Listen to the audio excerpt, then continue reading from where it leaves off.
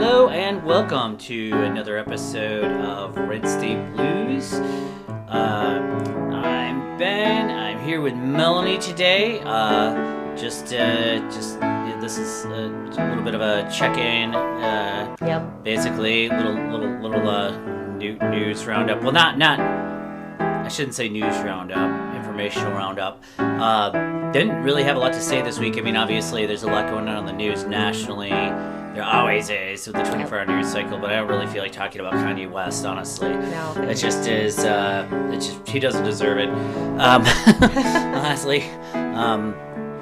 So yeah, we just wanted to do like a short episode today. Just talk about some things that we've been like watching or listening to. Oh yeah, should I say like also? I haven't even said this lately, but should I say Red State Blues news and views?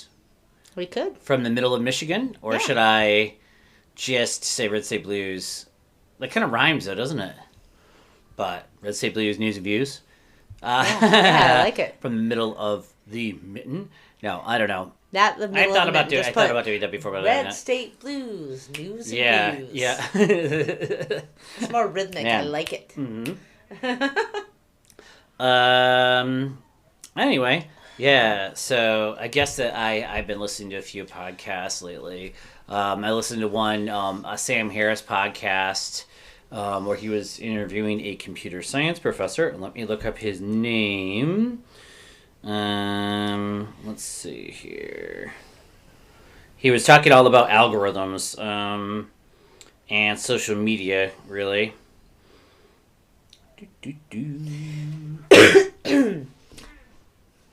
I'm finding like I'm starting to feel old because everybody's like TikTok is the new thing, and I am not on TikTok at all. Yeah, Cal Newport is the name of the guy they interviewed, and I thought that was pretty interesting because they're talking all about social media algorithms. Yeah, I feel too. I feel completely out of it. That Cal Newport believes that the big tech, I want to say monopolies really at this point, but big huge tech companies like Meta, Twitter, and all those, like their days are numbered, and it's because of TikTok. TikTok came in and like smashed all of them out of nowhere. Yeah. And the reason why, interestingly, is because TikTok apparently, according to what they know about it, just uses solely algorithms.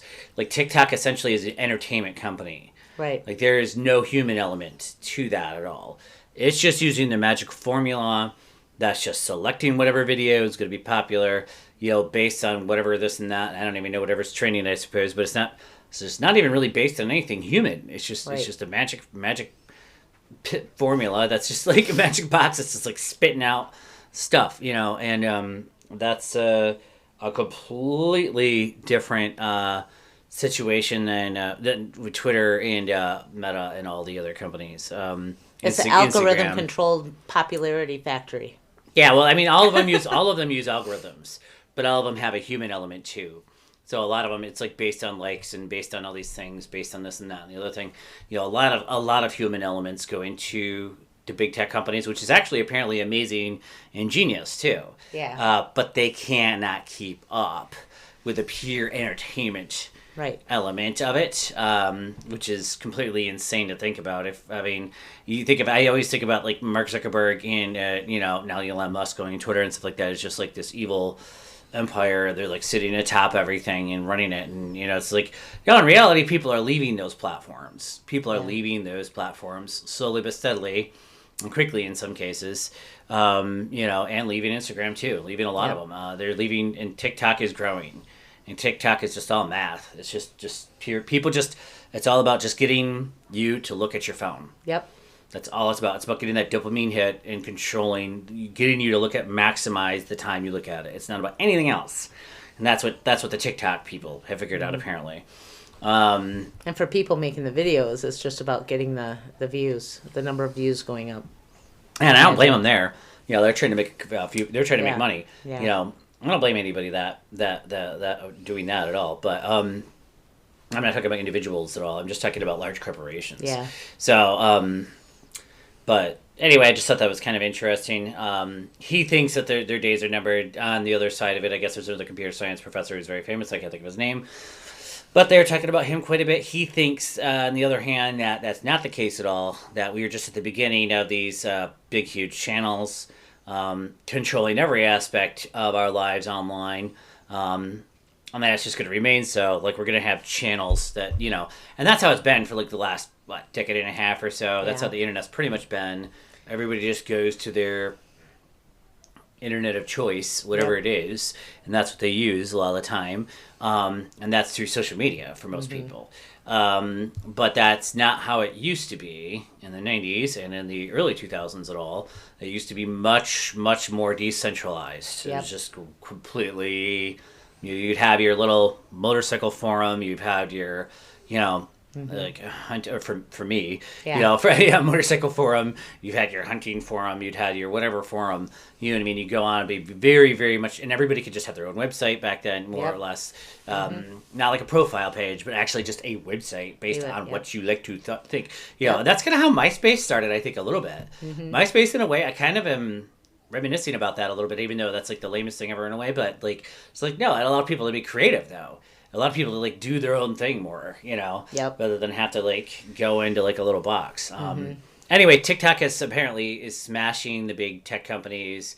They're going to have to get more apparently algorithm based with how they do things, and that's in turn going to it's going to raise their stocks. But it might end up costing them customers. So it's like in the long run, and they're gonna lose that human touch, So I don't know. That's kind of crazy, I think. But who knows what'll happen? I mean, but I actually would like to see. In a way, I like to see TikTok. Whatever the next TikTok is, whatever the next companies are that are all going to be algorithms and just entertainment, or whatever. Just let them smash them all, man, and like. Then they'll get smashed too, And they're like, let's just break apart the whole thing, and people can do what they want, And I think it's more fun like that. It feels like when I first got a smartphone. I mean, I was just browsing the App Store, just looking for whatever. I wasn't even sure what I was looking for, just for whatever neato thing that was out there, and I think I missed that. You know what I mean? It's not like I really. It's and really I don't do that hard anymore, to get out of your interest group, like to discover anything new that your group of humans doesn't already know about and like. Yeah. It's very difficult, Yeah, I just kind of missed that. I just I don't know. Just browsing the internet back in the 90s was similar to that, I suppose. I suppose you just go to Yahoo and just kind of go down the rabbit hole in like 1996 or something. But Yahoo actually it wasn't just a search engine. However, there's categories. And they were just trying to like, so you can go into like, oh, I like cars. And then you go into the car category. And then it would just like list every website that has car stuff on it. Yep. And then like, but it would have all these subcategories. And, like, do you like these things on cars or these types of cars? It's just like, oh wow, I'm nostalgic for that. Even though I know that'll never come back. That'll never come back ever. But I mean, that sort of weird, sort of curated thing. But like, it was very exploratory. Anyway, go ahead. Let's talk about security for a second. Like, all I heard about during this last election was about algorithms and security and how it could mess up the election and stuff. So, was our old internet more secure because it wasn't grouping everybody into a big ball and being able to manipulate them as much? What do you think? Yeah. I think that's probably true. I don't know. So if TikTok... I don't know if that means it's more secure. I think that people were less influenced by it, though. That's what I mean. That's definitely true. Definitely people are much, much more influenced by it now. And definitely, it's because it's in the palm of your hand now, though. That's true. If you go back a couple decades, it wasn't until 2007 that the smartphones started to take off. Right. And really, it wasn't probably for another, 2-3 years, 4 or 5 years in many cases before it became completely more, I think, ubiquitous. You know what I mean? Yeah. So, I mean, like, that didn't really change until the mid-teens. You could argue early teens there. And then by then, we could see the change that happened. 2016 election, man. Yep. Look who got elected. Boom. It's just like he took advantage of that situation. He knew the new landscape. Yep. He knew the power of Twitter, and like he knew he could use that. So, and it didn't just go to a computer, somebody guy in a computer. It went to their freaking right into their head practically through their phone. Yep. You know what I mean? Which is a completely different thing. Mm-hmm. So, yeah, anyway. It's interesting because I know that, like, I don't know, there's been talk back and forth about the security of TikTok because the actually, no. The security of TikTok, there isn't any. It's insane. I would not install TikTok. So if it was me, because I am, it pretty much just gives the Chinese government, essentially all of the data on your phone. Right. So hell with that. Yeah. Not that the Chinese government, I know they don't give a shit about us individually very much, but it definitely gives them a lot of information about probably our society. Right. If nothing else. So. So if the new landscape does end up being more algorithm based, there has to be some kind of securities and controls in what types of algorithms you can make so that people aren't being quite as manipulated. Is there a way to even do that? What do you think? I don't know if that's possible. I mean, I don't know if that's advisable. As far as I guess that's what I mean. You know. I suppose it'd be like controlling free speech, but I'm not sure how they can in the United States anyway. In Europe, they definitely could do that, but I'm not sure in the United States how you could actually do that. Yeah, without really because of free speech. Mm-hmm. A newspaper is allowed to print what it wants. You know what I mean? If people want to read it, they don't have to. Right. But I mean, like that's just I don't know. That's what I think anyway. That's just my opinion, though. I mean, that's a very uneducated opinion on it, though. Mm-hmm. So I would definitely have to read a lot more about this particular issue, which I actually know very little about. I just am talking about it because I heard about them talking about it on another podcast that I was listening to. I just think it's really interesting, but I do not know enough to really say how a law should be written. You know what I mean? To regulate this. Yeah, so that's I don't even want to venture a guess there. I wish I did, but yeah, I hate to like shut down free speech, you know. Yeah, I don't want to do that either, but I don't want people to be like. They should at least know what they're in for. You know what I mean? They should be able to like tell you. If they change the algorithm, they should explain what it does to the regular person. That would be helpful. Like, by the way, we're going to steal your brains out your nose now. You know, or something. I guess, but I mean. They would say to that, you don't need to use this platform. Right. So, I mean, I guess I could say... in order to know whether you want to use... You don't need to use Facebook. Right. But if you're unhappy with the algorithm on Facebook, don't use it. You know? But in order to say no to something or yes to something, you should know how it works. And I think most people don't. It would be too complicated. That's the problem. I think the algorithms in these it'd be like... trying to unless you have like a degree from MIT, right? You know what I mean? It'd be over most people's heads, I think. Yeah. But I mean, I do agree that they're definitely causing certain things to rise to the top.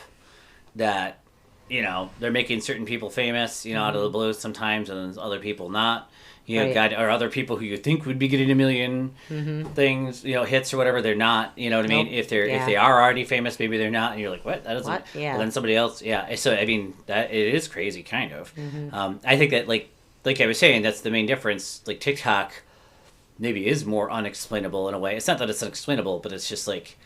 It's completely outside of people's hands. Right. It's like just completely up to the randomized to the system. That's not randomized at all, I don't think. But I mean, I think that it's completely up to mathematical formulas. Yeah. To decide who gets popular and when and why and everything like that, which is pretty insane. Yeah, that's if weird. You think about it. Or then there's like certain websites now, like Twitter, which is just like Elon Musk just owns it. You know what I mean? So he's just going to shut anybody down who he doesn't like or disagrees with. Right. And beyond that, who the hell even knows what's going on there? I think Twitter was very carefully controlled before he took over, and then he came in there and just started smashing everything with a sledgehammer. Yeah. And then like now God knows what the hell's even going on. Yeah, it was like it's just his rules. Don't cross him. Basically, is the rule, and that's it. As long as you can say probably whatever you want on there anymore, and yeah. I never was good at Twitter because I'm too wordy. I just go on and on. I don't think Twitter is healthy at all for you. I use Twitter. I like to read certain people's tweets, but I don't. I don't like rely on Twitter as like a serious information source, or I don't anymore.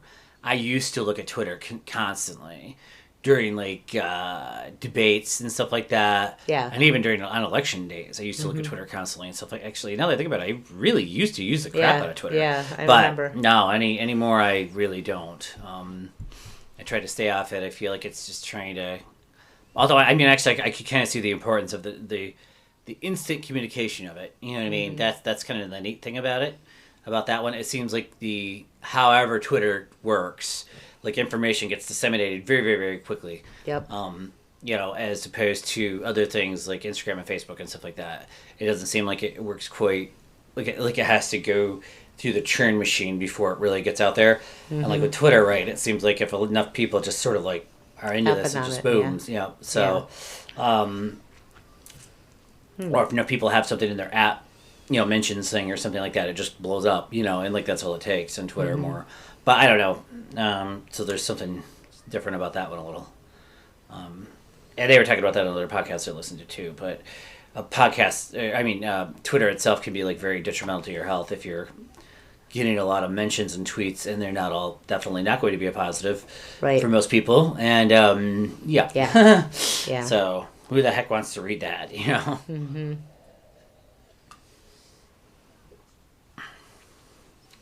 I think the whole reason why I'm on Facebook at all or social media at all is to keep in contact with people that don't live around here that are related. I think that's why everybody's on there. I think that's why most people, that's what they originally got on there anyway. Yeah. They're like, oh, I want to see what my cousin's doing, or I want to see what, so-and-so is doing. I haven't seen it in a long time.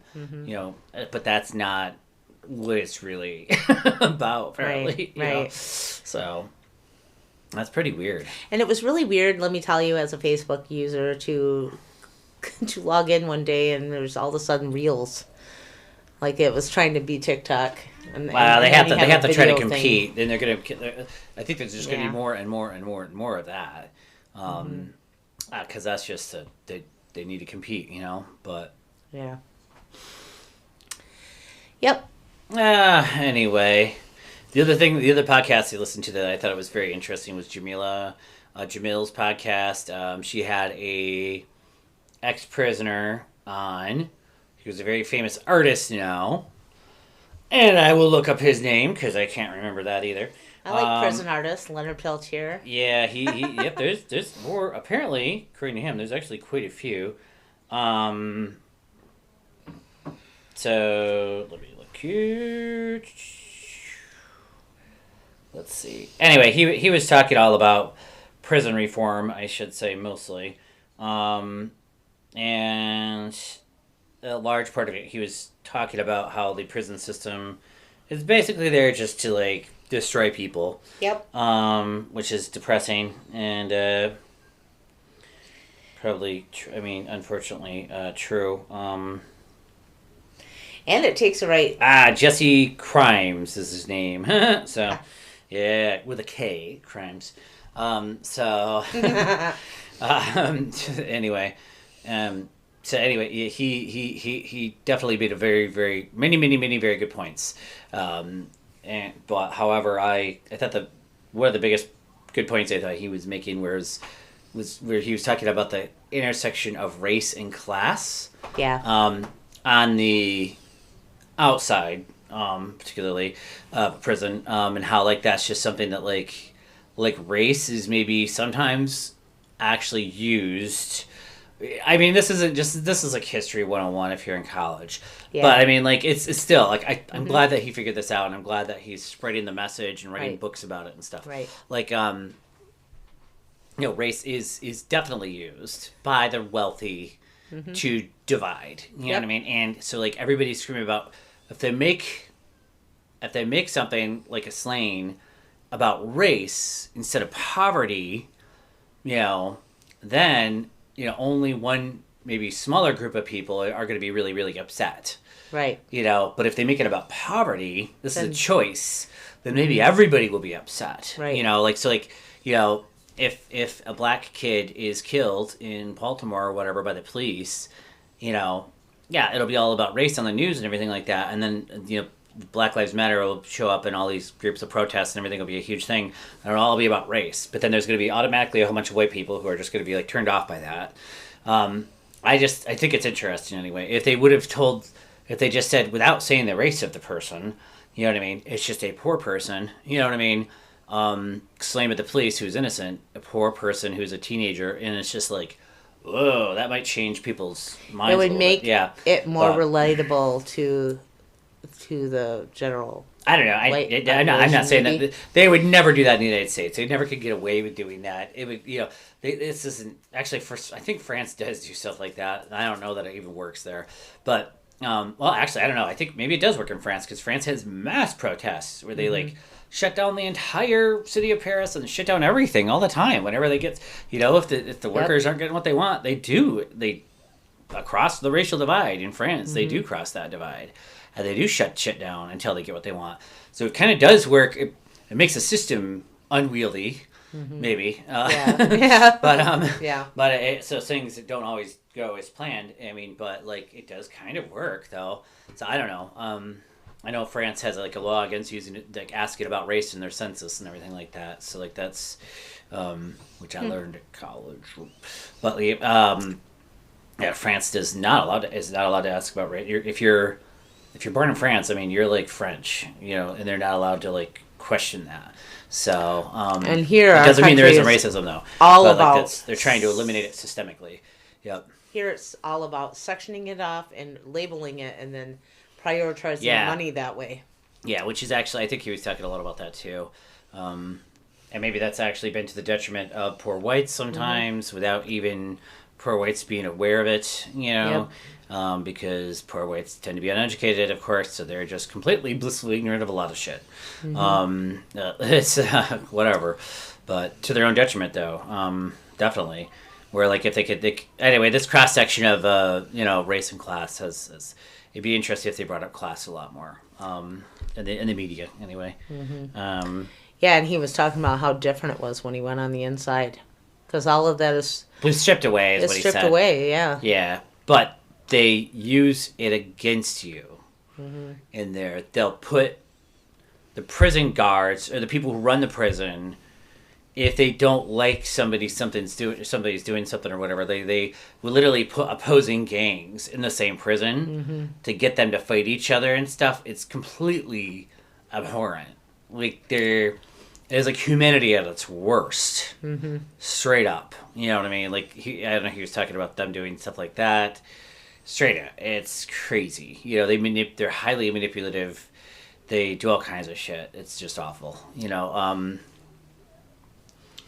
They were taking away. I can't remember. They just repetitively will try to take away stuff all the time, and so the prisoners have to like kind of like fight for their rights, kind of. So that is one thing that like the prisoners can kind of agree on most of the time. But like I said, like they were. I can't remember what he was saying. There was a big story he had about that where they were trying to take away their TVs. Or something, because they have TVs, I guess, and they're and then they, in order to like there was like a protest or something like that, or some sort of thing in prison to try to stop that. It wasn't just TV. There was a couple other things they were trying to take away too, and they ended up, like I said, putting these like rival gangs or something in there, and then like everything went to hell, and they moved the leaders of the protest to like completely different sides of the country or something like that. They took them to other prisons altogether. You know what I mean? It's just like they just completely destroyed it. It's just like that's all they got to do. They would never even have a if. They would never have a situation, if you ever watch a show like Oz or Orange is the New Black, where they like have a prison riot, they like take over the prison like that. I mean, it does happen actually, and it can happen. But I think that a lot of times what they do is they remove the prisoners, the leaders. Yep. As soon as there's even a threat of that, they're gone. Yeah. They're like on the other side of the state or other side of the country. Like they're completely removed, and that's pretty wild actually. Yeah, being in prison is a horrible thing. And the injustice between sentences is horrible. Between having the same crime and getting two different that's sentences. Something else he said too. Yeah, he said he was sentenced. He was a drug dealer, so he was sentenced, and he's white. And he got sentenced for about 6 years. In fact, the judge went out of his way to lower his sentence. He was supposed to get 8.5 years or something, and then he only ended up getting. The judge was like, "You look like an upstanding person that can, turn yourself around or something," and gave him less time, which is completely insane. And then his cellmate in jail, while they were waiting sentencing or whatever, went out there, and the judge gave him, and he pretty much exact same crime. I guess he had like a few grams of cocaine or whatever it was, and like he got 22 years as opposed, and he was black, right? And like that was the only difference, really. It was ridiculous. That's why the percentages insane. Percentage of the population. I mean, prison is full of people of color. Yeah, I don't even know the stats on any of this stuff. Again, I just I was listening to it on a podcast. I thought it was just really worthy of repeating and worthy of thinking about the, I guess, prison industrial complex. Kind of like he was talking about how essentially it's just from his perspective, it's just it's a system that's self-perpetuating. Yeah. And that's I mean, I don't know. I know actually. They talked a lot about the jobs, though, too. A lot of towns and communities throughout the United States really depend on those jobs. Yeah, because manufacturing left. Yeah, obviously. Yeah, manufacturing left. The good jobs left with it, for many, many people. And they had to get jobs somewhere, so the prisons, there you go. You know what I mean? And even though it's a shit job in many ways, he's talking about that, but it pays halfway decent as it has decent benefits. Right. So there you go. And I don't know. That's a big... And communities... Of course, they would vote to keep it in their town if they had any choice at all. Right. They would never close a prison, right? Because it's a lot of really good jobs and tax revenue for that town. So I don't know. Anyway, that is very, very complicated. It does seem like our society can handle rehabilitation better. Yeah, and I think there has to be a better way of doing it. Mm-hmm. After seeing stories on the news about Texas prison chain gangs, and all kinds of stuff like that, I think that there needs to be an amendment to the 13th Amendment. Yeah. To include that you cannot be a slave. Can't enslave prisoners. You can't enslave prisoners. Yeah, I don't know how they would do that, but it seems like a pretty basic thing. Yeah. Just sort of. I'm not sure how you could tack on an amendment to an amendment. I'm sure it's probably been done. Or make a new amendment that says thou shall you just not can't enslave anybody. You just can't enslave anybody. Right. Regardless. Anyone, period. Because technically, you're according to the 13th Amendment, you're allowed to be a prisoner. You're allowed to be a slave if you're a prisoner. Yeah. Because there's an exception for prisoners. Mm-hmm. It outlaws slavery, but there's an exception. Yeah. So. Which is why there's an industrial complex about it. It is a money thing. They make things. I don't know how much money they're actually making. I mean, they're making a lot because I think mostly they're funded by the federal government and state governments, and that's probably where I doubt they're making a shit ton of money selling bed sheets or whatever the hell it is they're making. But I mean, I don't know if they're the fruits of the slavery. I don't know if they're really that profitable, but I guess if they're not paying anybody hardly anything, then maybe it is actually. Even if it's cheap crap, it's still I don't know. What do I know about it, actually? Yeah. So that's a damn mess about the United States that it seems like this country should be able to fix. It's not that I don't like the United States, because I do. It's just like that seems like almost like it's a bit of a legacy of slavery. Yep. And that's like what slavery kind of evolved into, was the prison system in a way, in a form of legalized slavery, and that's right. Over time, and that's sort of what it is now. I'm not saying that we shouldn't punish or do something with people who commit crimes either. Right. I'm saying that most of the people in there, though, if they're in there for drugs, why the hell are they even in there? That's just ridiculous. Send them to rehab or something. Freaking Jesus. Right. Why do they need to be in prison for 22 years? Good God. But I mean, obviously, if somebody is a serious messed up dude, mentally unstable, killer, murderer, they need to be there. But I think definitely. That's not a very big percentage of people, though. Right. And the system, it seems like there's probably more than enough accommodations. He seemed to think there was only 1% to 2% of people. I don't know how accurate that is, are seriously mentally messed up. Yeah, and I would say even that are in prison. The property crimes of the other people that are in prison about property, I think that people before profit, and I think that if there was social safety nets for everyone, including men, because a lot of times they don't have anywhere to go. I know. Yeah. Then there wouldn't be thieving, there wouldn't be stealing of any kind either. If there was social safety net. Yeah. No. Yeah. If people then just there's had some more people that wouldn't be in there. Basic $1,000 a month. There you go. You get your basic universal income. You can live on that. You don't need to steal bread and go to prison for the rest of your life and be executed or something because you stole bread. Oh my God. Because you're more expensive. That's I know. That's what essentially. People got to look at it this way. It's more expensive to keep a person in prison than rehabilitate them. Far as the community and your taxes go, it's cheaper to pay a minimum basic income and not have the crime in the first place. Yeah. For society. Yeah. Yeah, cost society a shitload of hells, all those prisoners. Oh, yeah. Yeah. Not only that, the whole other services that happen when that kicks in. Yeah. Yeah, all of that. The whole thing. Yep. Yeah, I really, really thought that I just haven't thought about these issues. I have, because I watched Orange is the New Black, and I watched Oz, which was another very realistic, well, not realistic, I don't know if it was realistic, but gritty prison show anyway. Grittier than Orange is the New Black, let's just say that, a lot grittier. Yep. Men's prison, I think, is incredibly violent and scary. That's not cool. And it shouldn't be. That's not there to be hell to torture people. It's just... I don't understand why. I think that for some reason why is it violent? Oh, I don't know. Because they're all shoved in there together, and you take everything away from people. Yeah, I know. And then you treat them crappy and feed them yucky stuff and make them sleep on a metal bed, basically. Yeah, not to mention, he said the suicide rates of guards is actually very high too. So the guards, much of the time, not all guards, many guards, are not very happy with their lot. Even if they are getting paid a decent wage and have a good job, it's still a shitty job. Because they're having to be faced with it. They're the ones that have to be the villain. Yeah. They go into work and they have to be an asshole to everybody.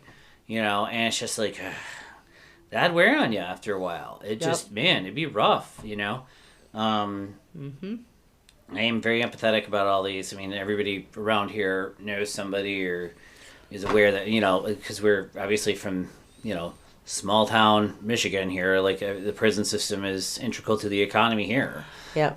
Carson City and Ionia. And just the government, the apparatus is just instrumental, to everything. If you took that out, there would be, the economy would be doing much, much worse. Oh, yeah. Probably around here. So I very much empathize with the plight of the guards, actually, and the prisoners, actually, both. So it's a system that's fucked and needs to be fixed somehow. And part of that fixing would be the economic implications. Yeah.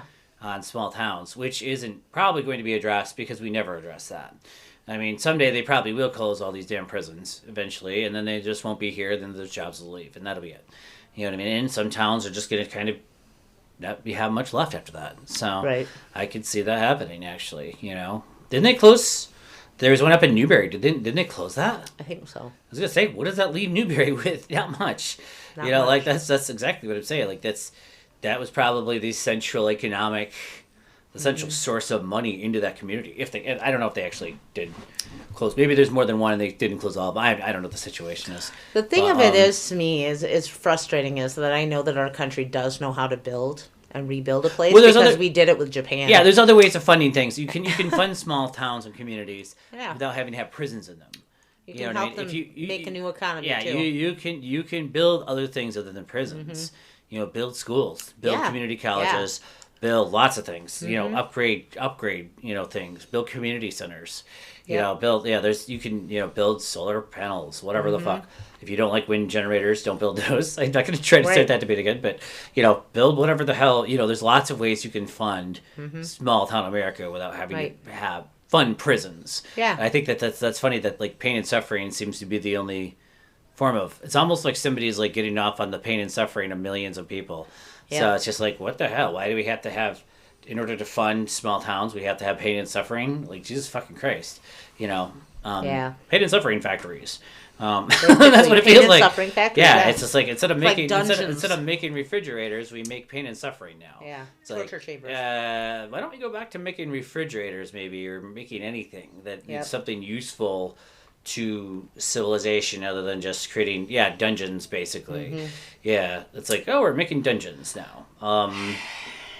That should be like a new slogan for maybe that's something the Democrats could actually think of in this state, which I'm sure they are. That maybe we don't need quite as many prisoners, at least for drug crimes. That's all. Yeah, exactly. I'm not trying to advocate that murderers and pedophiles should be let out of prison at all. I'm not at all. But I'm just trying to say, like, man, I think most of the people that are in there for stupid ass reasons and probably had shitty lawyers. Yep. You know what I mean? And they got caught up and swept up. And they're poor. Yep. So if you're rich, you got a good lawyer. You do lots of all the drugs you want. You don't have to worry about a thing. Yep. So that's just it shouldn't be like that. The world should not. That's why it's funny when people say that our country is such a meritocracy, and it's like, no, it's not. It's about how much money you have, because anything can be bought. Yeah, I mean, even a college education, according to the rich people that ended up in the news, buying educations for their children. I know. So it's not a meritocracy. I want to believe in the merit. Well, okay. I mean, it is. You go ahead and do that, Ben. I'm not saying that. I'm not. I don't. Yeah, I am saying that. It depends on what you're talking about with meritocracy. You could. I mean, there's always going to be somebody. There's always going to be somebody who disproves. Who's going to be like, was born in a regular house just like you and me, and he became Thomas Edison or something. Mm-hmm. You know, there's always going to be somebody. You know what I mean? Who disproves that. Who rose to the ranks, you know, who became this amazing... But that wasn't even merit. He stole stuff from other people. No, I know, but my point is not even about that. He rose to the ranks by stealing. Yeah. That's not even my point. But, like, my point is, it just was born poor, became rich. Mm-hmm. There's always going to be somebody got to be the now mythology. Who's... Actually, I think it's getting less and less, and that's a mistake. Or at least they're not highlighting people like that anymore, which is also a mistake, because they used to make a big deal out of that. Like, Henry Ford is just like you and me. I don't know whether he was or not. Or Thomas Edison's just like you and me. Yeah. You have to go down to Greenfield Village, and they just made it, and they made themselves into, like, these dudes, and they self-made used the American dream. But that's actually important to the cohesion of a stable society. Right. By just saying that, like, people like Elon Musk get to run everything, who's obviously born wealthy, rich, just super rich, you know what I mean? And Donald Trump were born super rich, you know? By saying people like that are the people that need to be running everything, that's kind of crazy. Mm-hmm. That's like going back to some sort of weird aristocracy type system, right. You know? Mm-hmm. So, we're like Rome. Yeah. Almost. Like, it's not even like the patricians. You know, they're like the patricians or something like that. Mm-hmm. They're like, we're the ones who are really the rightful runners of everything and really the real inheritors of everything. Everybody else is just a stupid little plebeian or whatever and can go off and go dig dirt out of the ground and eat it or something. You know, I like that's just not really, but kind of in a way. You know what I mean? Yeah, and like that is actually, it seems like that's how our society is getting more of a weird focus on that. Mm-hmm. And I think, I guess what I'm saying is I think that, like, maybe that's just coming to the forefront. Yeah. It always has existed. Yep. It existed with the Roosevelts. It existed with all those families who run everything in the early 20th century and everything like that, and the families in the 19th century, right. And, you know, all those people. But they used to, I think, hide it better, I guess. Right. Or at least not try to be too braggy. Mm-hmm. I don't know. Maybe they were just closer in the timeline to the French Revolution, so they knew to be a little bit more careful. Yeah. Because they knew, like, oh, you know, this was like this in France, and it got too crazy, and then all of those people died. So, yep. Yeah, anyway. Actually, that probably was actually effective. I feel like that's true. If you value your neck, you know what I mean? I feel like what you just said is true about the pandemic, too, and about people raising prices. It's like the same thing. They think that they don't even think about us. That's what the thing of it is. No, there's not a thought in the world. They don't even think about us. I mean, how much could a banana cost? We don't care. $10? We can charge whatever we want. Whatever. You know, like, they're just outside of the realm of, like, they're outside of Nothing costs normal anything life. For me. I'm a billionaire. You know, like they're outside of the normal life. Yeah. They're just like that's it. It's painfully obvious when you start reading some of the stuff Elon Musk like they lost humanity and tweets. It's just like they do not live in real life. Mm-hmm. They live in a crazy fantasy realm where they just can their life is nothing but drama, probably. You know, their life is just insane amounts of drama every single day. Yeah. But they have no idea how much things cost or where anything comes from even. They're living like in a crazy, coked up haze. You know what I mean? Of just like delirium, like they think that we have ego. Yeah. Just straight ego. Yeah. They're just living straight ego when they're that wealthy. Like you know, and so like Donald Trump is just that. It's just straight ego, you know, Elon Musk is just straight ego. So I mean, what most people wouldn't get to be able to They just sit on their riches like Scrooge McDuck. Just kidding. If only I could actually respect them for that. But no, they have to go like torture people. Not even torture people. They think they're saving the world. Yeah. But it's all fucked up. It's like it's like when they have the One Ring. Yeah. But it corrupts them ultimately and makes like them Gollum. Into Sauron.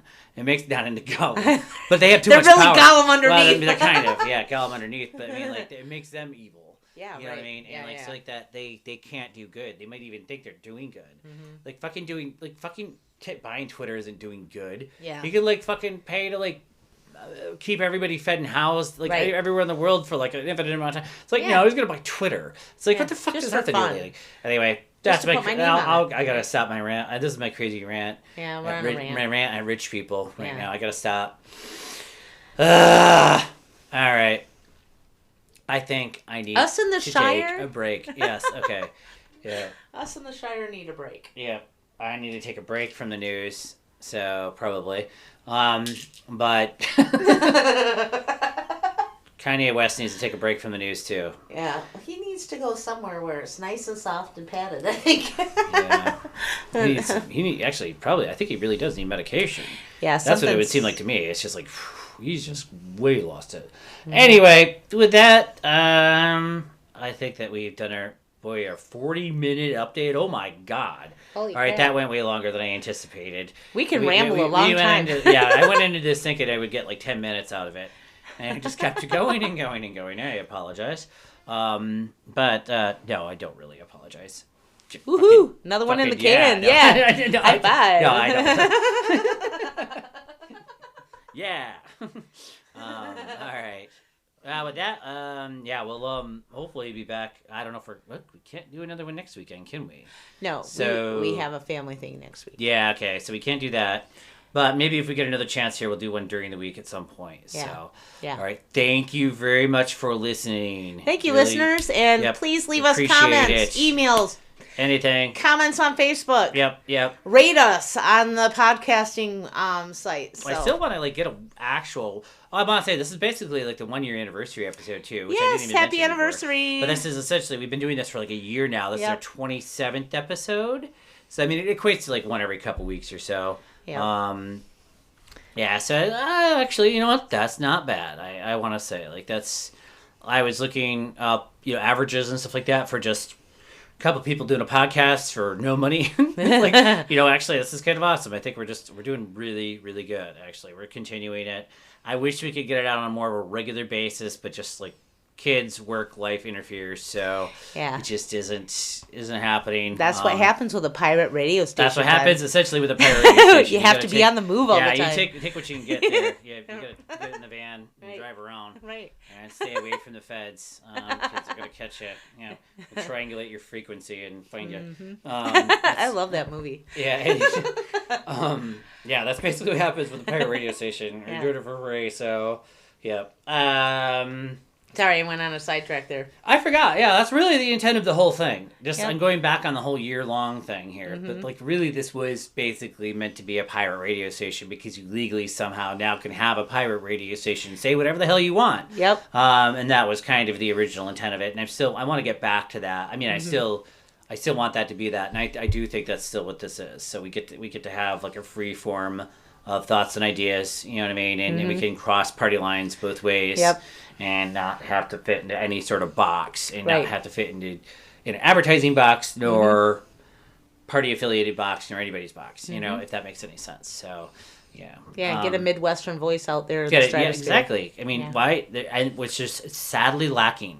It's all about the South. It's all about the East Coast. It's all about the West Coast. All they take from us is our accent on TV. It's just I know. They just take how we sound and misuse it and rape it. But that's sorry. Whatever. Raping my voice. Stop. Yes. No. Stop it. Anyway. Yeah. So anyway, I really think there's a lack of Midwestern voices out there. So at least if we can get our voices into the Zeitgeist, even if we don't have a lot of listeners, it's all right. We got our pirate radio station, getting our voice. We're screaming into the void. Getting our voice into the Zeitgeist. So we're gonna keep doing it. Ha! Butterfly wings. Mm-hmm. Butterfly effect. Yep. Yeah. Yep. Anything else we should add to this episode? Now that we're almost 45 minutes in. Yeah, just hang in there with us. Yeah, I think it's been a great year. I really would like to get a website, an actual website. That takes extra time.